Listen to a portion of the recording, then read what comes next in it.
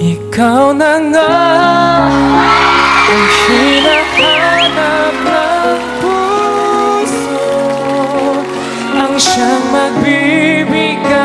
ng saya